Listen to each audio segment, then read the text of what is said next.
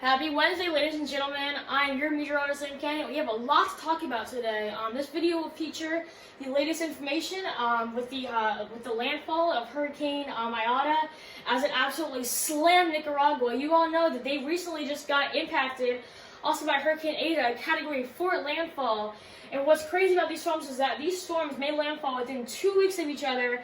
And also, Hurricane Iota made landfall 15 miles away from where Hurricane Iota made landfall. So, I mean, we're talking about a 15-mile difference, ladies and gentlemen.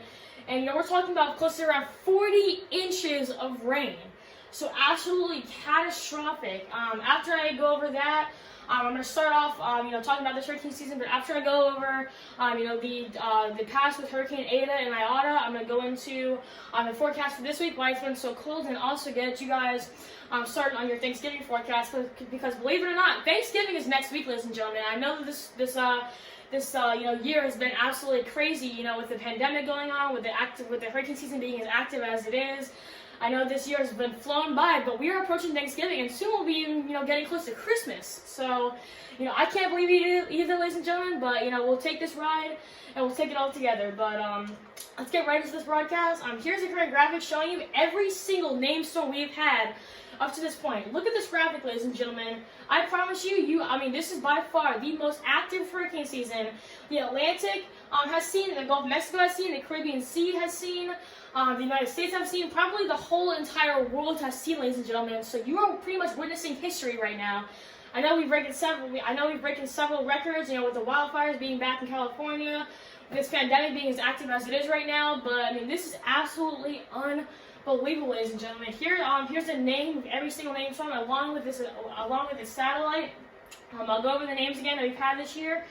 So far we've had Arthur, Bertha, Cristobal, Dolly, Edward, Faye, Gonzalo, Hannah, Isaias, Josephine, Kyle, Laura, Marco, Omar, Nana, Paulette, Renee, Sally, Teddy, Vicky, Wilfred, and then as we get into the Greek alphabet, Alpha, Beta, Gamma, Delta, Epsilon, Zeta, Eta, Theta, and now Iota. So a very, very, very active hurricane season. We have currently had 30 named storms right now in the whole hurricane season, and believe it or not, unfortunately, we are still currently watching 2 more areas of possible development. Only one of them is posing a danger to the United States, but I'll get to that in just a second. But here is all the latest landfall information on Hurricane Iota. A Category 4 hurricane was a Category 5 at landfall. Maximum sustained winds of 157 miles per hour. You all know that 157 is Cat 5. So we were about 2 miles an hour away from Category 5. I believe it turned into a Category 4 right as it was making landfall, but it was stayed a Category 5 for a very good duration of time. I actually have a video to show you guys on the enhanced satellite of when it started as a tropical disturbance, and then as it changed over to a hurricane. But let me back this up. Let me back this up a little bit so you guys can see this. But what I want you guys to watch is that this one, I believe it was a very strong tropical storm, possibly a low-grade Category 1. But watch this storm as it pushes its way towards Nicaragua. You also will start to see how an eye is going to start to form. But I want all of you to realize at home is that when that eye is formed, watch how it really doesn't move as it gets into that Category 5 area. That the eye really doesn't move that much as it approaches Nicaragua. So I really want all of you to watch this and just look at this, guys. Look at all this, ladies and gentlemen. This is unbelievable. So there you all see the eye starting to form. There's Category 5. The eye wall doesn't move at all, makes landfall, and it dumps, just several inches of rain. Watch this again. Tropical storm gets into a hurricane, probably Category 2, Category 3, then a Cat 4. There's the Cat 5. Eye wall does not move at all, makes landfall, and then starts to decrease in strength. But just unbelievable, ladies and gentlemen. Just look at this. This is unbelievable. What a massive bird. What a massive beast. Look at that, ladies and gentlemen. I promise you, let me try and get, let me see if I can try and pause this video right where you can see the eye wall really good.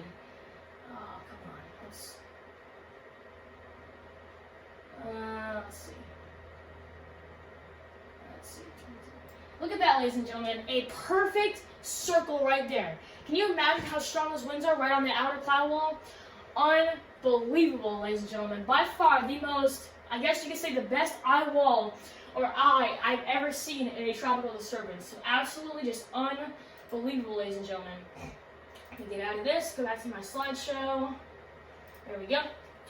So once again, a Category 4 landfall, 155 mile an hour Category 4 made landfall on November 16th, and pretty much 15 miles away from where Hurricane Ada made landfall just around 14 days ago as a Category 4. So we're pretty much talking about 2 Category 4, possibly Category 5 hurricanes making landfall within 2 weeks, ladies and gentlemen. Absolutely catastrophic. Look at this. 15 miles away, 140 miles per hour Category 4, 155 mile an hour Category 4 hurricane. 15 miles away, ladies and gentlemen. Can you imagine that? Having 2 almost Category 5 hurricanes making landfall within 2 weeks, 15 miles away from each other. I've never seen a hurricane or 2 hurricanes make landfall so close together, and as far as time goes, so close together. You're witnessing history, ladies and gentlemen. We have never in the history of the world seen 2 hurricanes make landfall less than 20 miles away within 2 weeks. Unbelievable, ladies and gentlemen.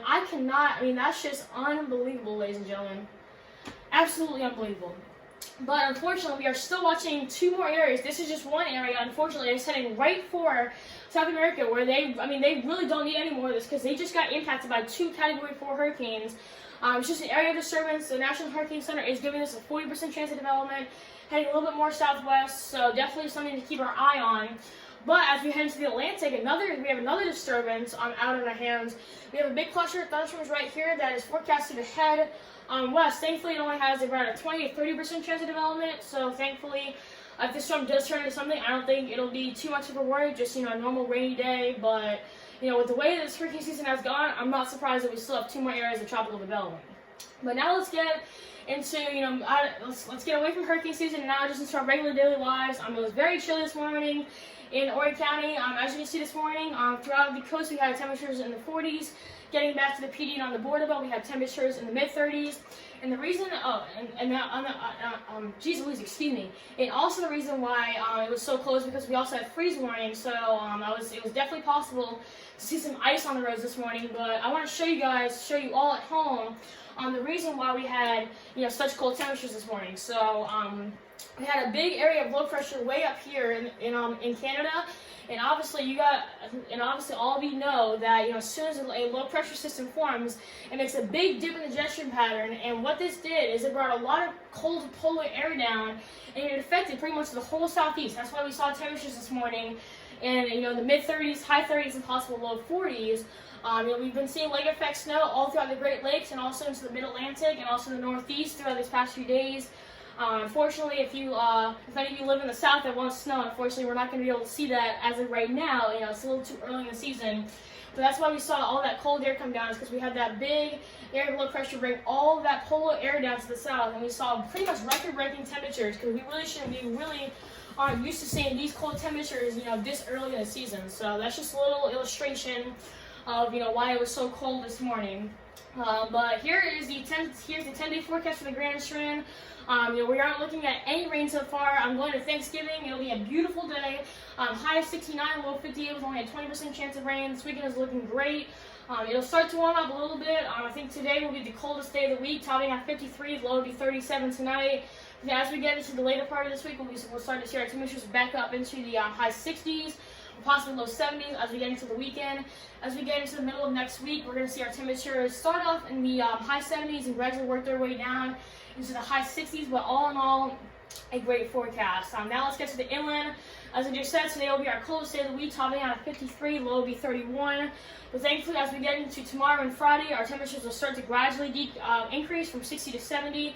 This weekend is looking great. Perfectly sunny skies with the highs being in the low to mid 70s. And then as we get into next week, once again, a beautiful Thanksgiving Day forecast, high of 70, low 52, with only a 20% chance of rain. So a great outlook overall, considering, how many days this year we've had, when we're talking about something tropical. So I want to get away from all that tropical stuff.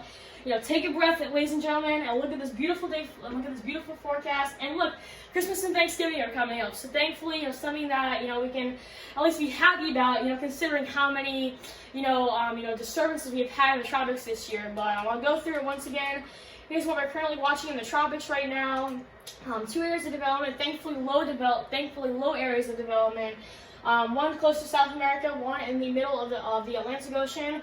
It might head a little bit more to the west, but if we're going to feel any impacts, thankfully, it won't be too heavy, compared to what Nicaragua has been seeing. Once again, 2 major hurricanes making landfall 15 miles away from each other, both Category 4 hurricanes.